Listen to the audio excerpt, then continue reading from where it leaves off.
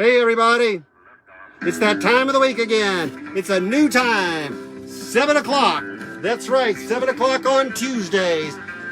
Set your reminders, because it's time for your poem of the week.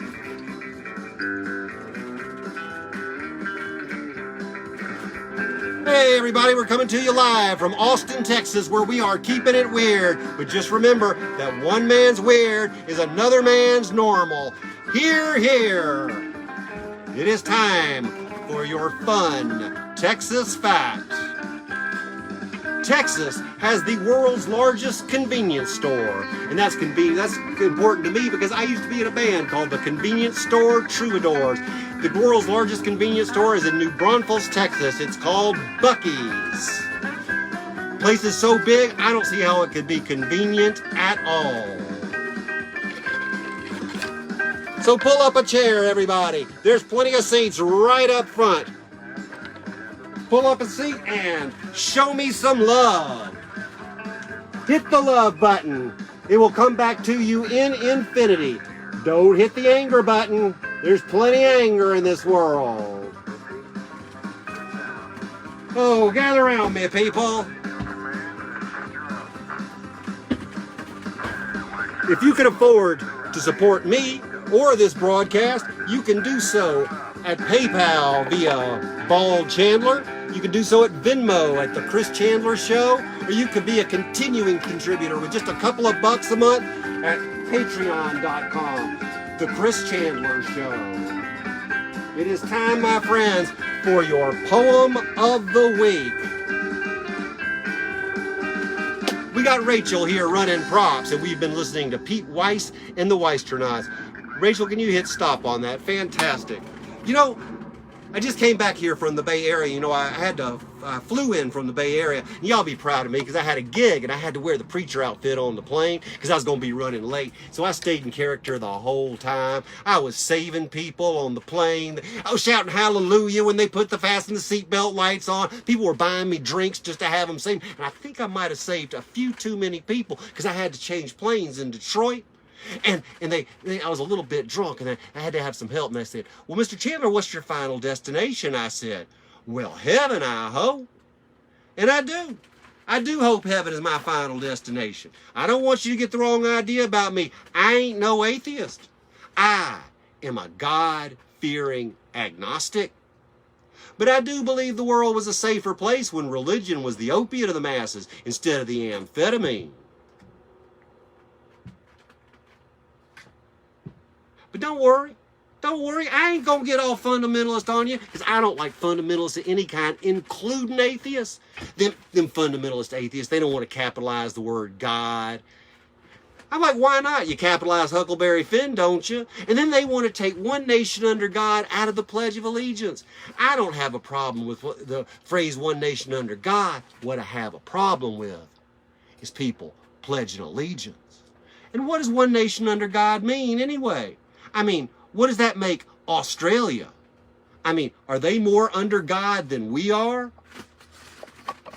And is Canada one nation on top of God? Or is God all around us? I think we should just be one nation getting over God. And them scientists, they don't know. They're always trying to refigure some facts or figures to fit some theory. And they've been doing that ever since Eve dropped that apple on Sir Isaac Newton's head. But why an apple? I mean, the Bible never says.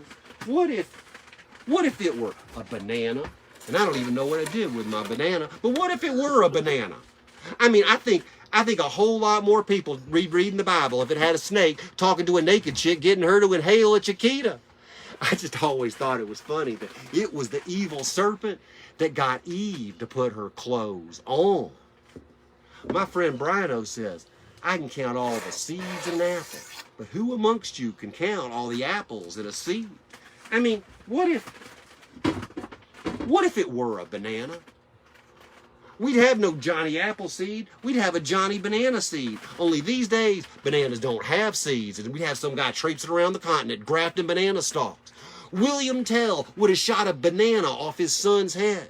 The Beatles would have released their records on Del Monte. Sir Isaac Newton would not have had his eureka moment when an apple hit him in the head. Instead, He just slipped on a banana peel. Like, bear with me. Like, one day he's just walking along and his foot hits this banana peel and it's on the sidewalk. His feet go up in the air and he comes down like an anvil in the Roadrunner cartoon and kabam! He comes up with this concept of gravity. And he's lying there. He's staggering around. He's looking all Amy Winehouse. Is that too soon for that joke? I mean, after all, musicians and astronomers both spend an awful lot of time on their backs. And she's lying there, and he's looking up at the constellations, and she sees Andromeda, Aquarius, Buster Keaton. And that's when he concludes that he is the center of the universe. And you know what? He's right. Not because he's Sir Isaac Newton, but because the universe is infinite. And from no matter where you sit, it is equal distance in any direction. And that, my friends, is the very definition of the center. So let me get this right.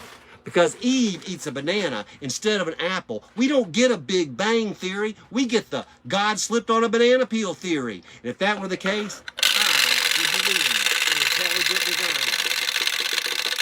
Think it stands right now? Intelligent design is the most self-centered concept human beings have ever come up with. So I don't know about you, but I wouldn't want to belong to a universe that would have me as its center. I'm the guy who says people who think life is great simply have nothing to compare it to. I say to you that life is short, cruel, and unfair.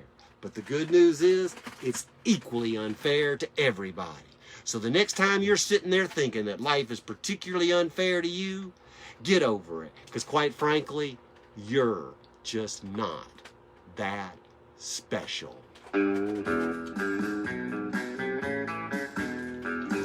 There you have your poem of the week. Hang around and you will have your moment of spin. So get your numbers in your head. You need to pick a number between 1 and 3. Hang around for your moment of spin.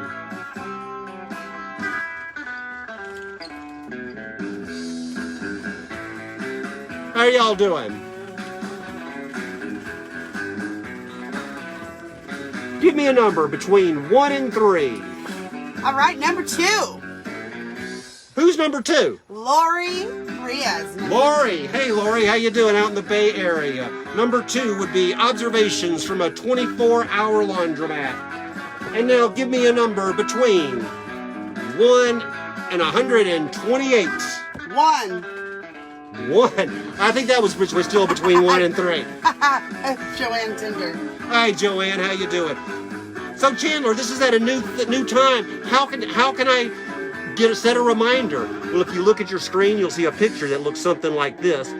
Only I don't have a flag behind me. I have a black backdrop. If you go up and you point to these 3 little dots, this thing will come out. And then you come down here and click Set Reminders, and hooray! You will never miss another poem of the week. So do we have a number between 1 and 135? 53. Catherine Outrageous. Cat. Hey, Cat, how you doing? Opening your hymnal to page 53. Aha, this one's perfect. My favorite superhero is Batgirl. Because she did everything that stinking billionaire Bruce Wayne did, only she did it on a librarian's salary. Thank you so much. This has been your Poem of the Week. We'll see you next Tuesday at 7 o'clock.